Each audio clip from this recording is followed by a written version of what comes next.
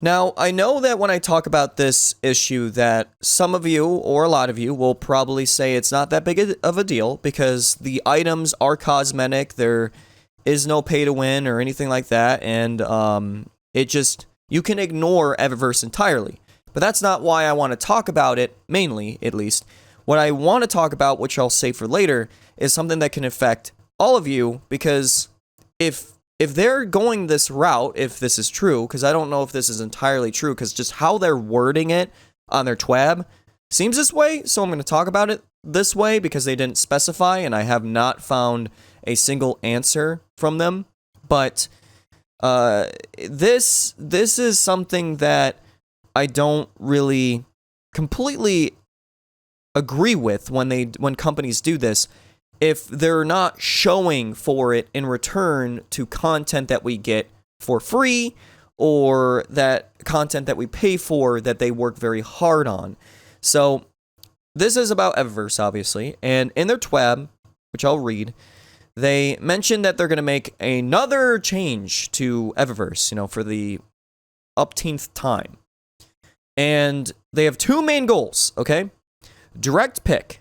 Every new Eververse item in Season of Opulence will be available for direct purchase via Silver or Bright Dust. Most of these offers will be limited time, with new items available weekly. Okay, that sounds nice, direct pick, being able to be like, yep, I just want to buy this, and that's it, or use it with Bright Dust, sure, great. Greatest hits, this is the next goal. Season of Opulence Bright Engram will contain a collection of community favorite legacy items, with a focus on the best of year one. If you missed out on the spicy ramen or selfie emote, Season of Opulence is your chance. And then they show an image of the engrams. They also talked about how the armor from Eververse will give you a full set if you buy it or whatever. And which is okay, all right. But they show the interface as well, and it looks nice. It looks slick. The prices are there. So, for example, they have an exotic emote that's $10. They got a quick hug emote for $8, a sparrow for $8, a skin for $7. This stuff adds up because these are just a few things. And now the reason why I'm bringing this up is because, well, right in their greatest hits, it basically says it for me. Season of Opulence's Bright Engram is the greatest hits engram. So what I'm reading out of this is everything from Season of Opulence, as in new engrams, new items, new things from Eververse shop, we don't get through those Bright Engrams anymore. So if you turn in an engram, you're going to get something from year one. Now, the reason why I don't like this, and if this is true, it's not that good, is because this is literally in favor of Bungie's pocket. I know that they offer the Bright Dust option, but let's be real here. Everything, for example, this $10 emote, do you really think it's going to be 500 Bright Dust? No, it's going to be 2,000 to 1,000. And I'm very curious if the price of Bright Dust of certain items will actually go up with this change to push you wanting to just buy it with silver, because that's the point of systems like this. And the silver system, I didn't mind in Destiny 1, and I did say that if they brought that back, that would be fine. But at the same time, I realize that the reason why I was not fine with it is the same reason why that it bothers me to this day.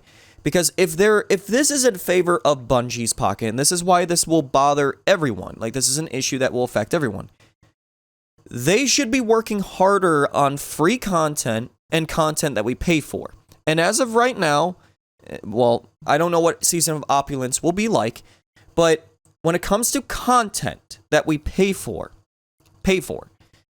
there's not really much there in the annual pass. When you really come down to think about it, there's not that much. And you got to think about the things that they removed from the original season pass that is not in this one. For example, no patrol zones, no story missions like with cutscenes or anything like that. I know that I understand that point because their stories have been because they're way too short, quick, because it's a small DLC, but still, not even like story missions for the exotic quests. Come on.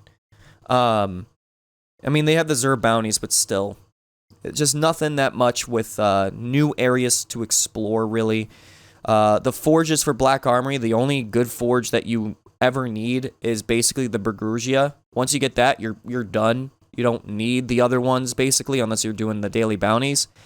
They don't do faction rally anymore. They don't do trials anymore, so they don't have to make gear for those faction or those sections of the game anymore. And even though they removed a lot of this stuff, and I can go down the list, but I want to save that for a different video, they have not replaced it. It's just like they removed it without replacing it, and that's what I don't like. I like to decipher what they're doing and how much they're doing it, and I'm not trying to rip them a new one because they could be because they're working hard on Destiny 3. But fool me once, fool me twice, because in Destiny 1 they said the same thing when they were doing the EVERVERSE stuff, when it was completely direct purchase, when they first implemented microtransactions. And when they did this, it wasn't like they worked harder on content. I mean, look at Taken King. We didn't get anything for an entire year as of like content, other than the free update in April, in the spring. And Rise of Iron, same thing, nothing for the rest of the year, and it was very small compared to the other DLCs, but they still were selling microtransactions for seasons and for events. And Annual Pass basically pays for itself, even though we paid for it. The reason why I say this is because if you really think about it, with how many EverVerse things we've gotten, like sets of stuff, so we had 3 seasons this year, 3. On top of that, with 4 events, because there's a season for each event, or each season, one with 2, which is the middle one, or the first one. Well, either way, there's the Dawning and then Crimson, the Crimson Doubles and stuff, the Valentine's one. So when you take that into account, you realize that they're getting money from the EverVerse items. I mean, a lot of people spend money on these things. It's just like Fortnite. Fortnite's free to play, so it's fine with that. And you look at the fact that they are getting lots and lots of money, and I know that Fortnite's way bigger than Destiny, but even if it's not a big game, you're getting a lot of money from ways of this kind of system, because it incentivizes those out there to be like, yeah, I want to buy this. And people will take the time to buy every single thing. And I'm fine with this. I am here to say that I am perfectly fine with them doing this kind of setup. Thing is, then show for it. Because now I'm safe to say, I mean, I'm not a number expert or statistics into like how the money growth in their pockets from doing changes like this, but with what I'm seeing, this is in their favor entirely, or pretty much 90% to 80% versus ever before. The reason why I say this is because, I mean, why would they remove the prismatic matrix then? I mean, that was the direct purchase thing, or like less duplicate drops and all that stuff. That was what the prismatic matrix was for, and they removed that. They did. And now I wonder that if they're going to be greedier with Bright Dust prices of these things. I have no idea. But as of right now, this is all we know. And I just want to simply say that if they're going to go this route with EverVerse, that's okay. But please, for the love of God, work harder on content.